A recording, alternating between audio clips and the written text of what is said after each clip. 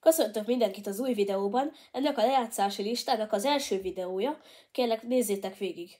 Gyerünk el! Názáreti Jézus, vagy Jézus Krisztus, gyakran csak Jézus vagy Krisztus. A kereszténység központi alakja, a világtörténelem egyik legismertebb és legnagyobb hatású személye. A legtöbb kutató bizonyítottnak találja, hogy létezett a Jézusnak nevezett személy. A köré keltett történetekről azonban különféleképpen gondolkodnak. A többség keresztény nézet szerint Jézus maga a megtestesült Isten, a Szent Háromság tagja. A Szent Háromság tagadó felekezetek és a többi ábrahámi vallás Jézus képe előtt eltér, mindegyik elveti Jézus Isten mi voltát. Az iszlám szerint Jézus csak az egyik legfőbb proféták közül, judaizmus szerint pedig hamis messiás volt, ahol a Talmud szó Jézusról a lehető legsötétebb színben festi le. Születését a keresztény világ december 25-én karácsonykor ünnepli, kereszthalálát nagypénteken emlékezik, föltámadását pedig húsvétkor ünnepli. Egykor feltételezett születési évétől számítják a mai világ időszámítását. Érdekességek, hogy Jézus helyett Pilátus által szabadon engedett gonosztevő szintén Jézus volt, teljes formájában. Jézus Barrabás, azaz Jézus az Atya fia. Élete. Az evangéliumok szerint Betlehemben születését csodálatos jelek kísérték. Gábriel az angyali üdvözletben hírt ad Szűz Máriának, hogy gyermeke fog születni, és Jézus lesz a neve. Szűz Mária szűzen fogadta Jézust. A napkeleti bölcsek látták a zsidók új királyának betlehemi csillagát, ezért elutaztak hozzá, hogy hódoljanak neki. Józsefet Mária jegyesét angyal értesítette, hogy a család meneküljön el Egyiptomba, Heródes kiíratta Jézussal nagyjából egyidős kisfiúkat. Halála után ugyancsak egy angyal segített a családnak a visszatérésben. Názáretben telepedtek le, és Jézus itt nőtt fel. A kisfiú kitűnt okosságával, amikor a templomban tanított 12 évesen, megmutatkozott elkötelezettsége Isten felé. Ezzel lezárult gyermekkorának története, amelyet elsősorban Lukács evangéliuma tartalmaz. Tanítói szolgálatát megelőzően a pusztába ment, ott 40 napig böjtölt, és kísértéseket utasított el. Keresztelő János belemerítette, majd 12 tanítvány gyűjtött maga köré. A további 72-t is kiválasztott. Velük járta Izraelt, tanított és népet, és erkölcsi útmutatásokat adott neki. Gyógyító volt, és ördögűzést is többször végzett. A tanítását főleg példabeszédekben fejtette ki, kiemelkedő tanítását az út. Hegyi beszédek. Az Úr hegyi beszédek. Útjai során találkozott népvezetőivel és az írástudókkal és farizeausokkal. Vitázott Isten országáról, feddően beszélt velük, emiatt azok meggyűlölték, és arra elhatározásra jutottak, hogy elvesztjék Jézust. Mintegy 3 éves működése, tanító évei értek véget az utolsó vacsorát követő megfeszítéssel. Húsvét idején ellenségei lefizették az egyik tanítványát, Júdást, hogy árulja el tartózkodási helyét. Ezekkel az eseményekkel kezdődik a szenvedés története. Júdás árulását követően a hatóságok a zsidó nagytanács megbízásából letartóztatták Jézust. Megvádolták és átadták a római helytartónak, Poncius Pilátusnak, aki megkorbácsolta és keresztre feszítésre ítélte, mivel a jelenlévő zsidó tömeg Barabás szabadon bocsátását szavazta meg vele szemben. A keresztet Jézusnak magának kellett felvinni a Golgota hegyre. Ennek esemény története a mai keresztút 14 stációval. A kereszthalála után eltemették, de harmadnapra a sírt nyitva találták, s Jézus nem találták a sírban. Az új szövetség szerint feltámadt. Ezután, mint feltámadt Krisztus, jelent meg a tanítványainak, megbízást adott nekik, hogy pünköstkor vigyék tovább az örömhírt, evangéliumot. Legvégül a tanítványok látták felemelkedni őt a felhők fölé. Kereszthalála után eltemették, de harmadnapra, ezt ma olvastam, bocsánat. A keresztény hagyomány szerint a feltámadt a halottak közül felment a mennybe, ott az Atya is, mindenható Atya Isten jobbján. És közbenjárónként működik Isten és az emberek közt, és majd visszatér ítélni élőket és a feltámadó holtakat az utolsó ítéletkor. Remélem, ti is értettetek ebből valamit, hogyha nem olvastam félre. Bocsánat, hogy itt a végén a kereszthalál után eltemették, de harmadnapra a sírt nyitva találták, ezt már bocsánat, olvastam, elnéztem. És ezek a szövegek a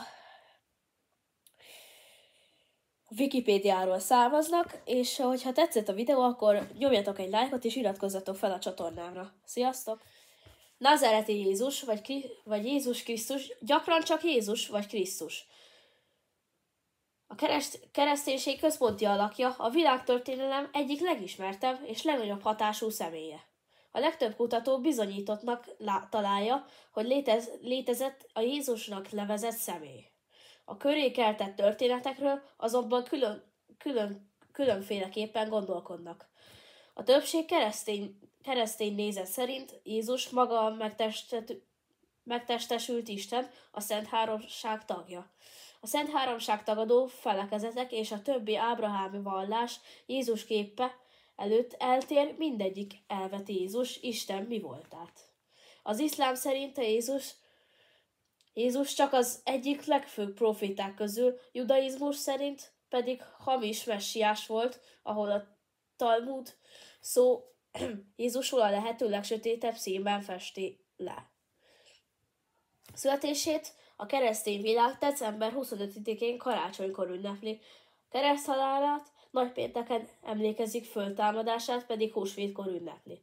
Egykor feltételezett születési évétől számítják a mai világ időszámítását.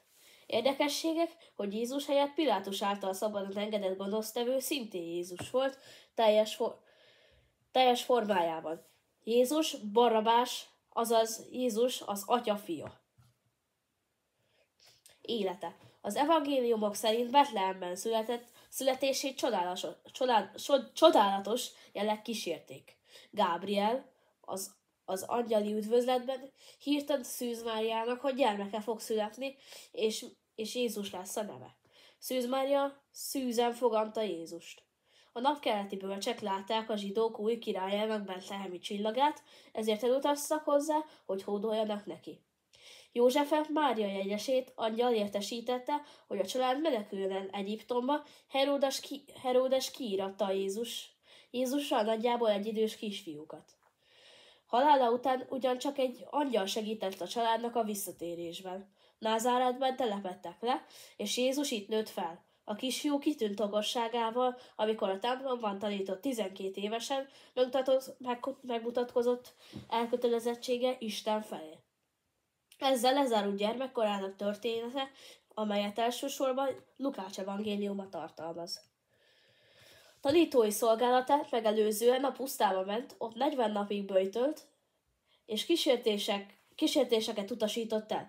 Keresztelő János belemerítette, majd 12 tanítvány gyűjtött maga köré. A további 72-t is kiválasztott. Velük járta Izraelt, tanított és népet és erkölcsi útmutatásokat adott neki. Gyógyító volt, és ördögűzést is többször végzett. A tanítását főleg példabeszédekben fejtette ki, kiemelkedő tanítását az út. Hegyi beszédek. Az Úr hegyi beszédek.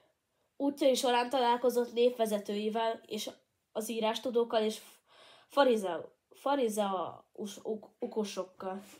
Vitázott Isten országáról, fedően beszélt velük, emiatt azok meggyűlölték, és arra elhatározásra jutottak, hogy elvesztjék Jézust. Mintegy 3 éves működése, tanító évei értek véget az utolsó vacsorát követő megfeszítéssel. Húsvét idején ellenségei lefizették az egyik tanítványát, Júdást, hogy árulja el tartózkodási helyét. ezekkel az eseményekkel kezdődik a szenvedés története. Júdás árulását követően a hatóságok a zsidó nagytanács megbízásából letartóztatták Jézust. Megvádolták és átadták a római helytartónak, Poncius Pilátusnak, aki megkorbácsolta és keresztre feszítésre ítélte, mivel a jelenlévő zsidó tömeg Barabás szabadon bocsátását szavazta meg vele szemben. A keresztet Jézusnak magának kellett felvinni a Golgota hegyre. Ennek esemény története a mai keresztút 14 stációval.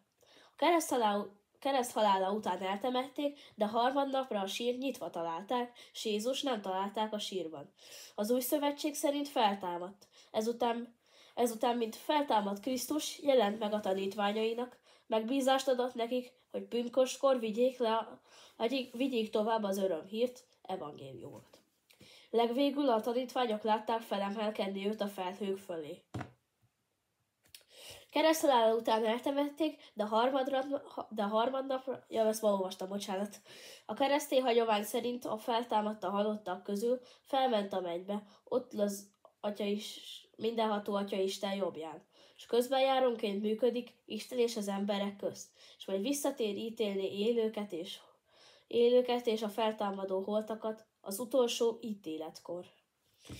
Remélem, ti is értettetek ebből valamit, hogyha nem olvastam félre. Bocsánat, hogy itt a végén a kereszthalála után eltemették, de harmadnapra a sírt nyitva találták, ezt már bocsánat, olvastam, elnéztem. És ezek a szövegek a Wikipédiáról származnak, és hogyha tetszett a videó, akkor nyomjatok egy lájkot és iratkozzatok fel a csatornámra. Sziasztok!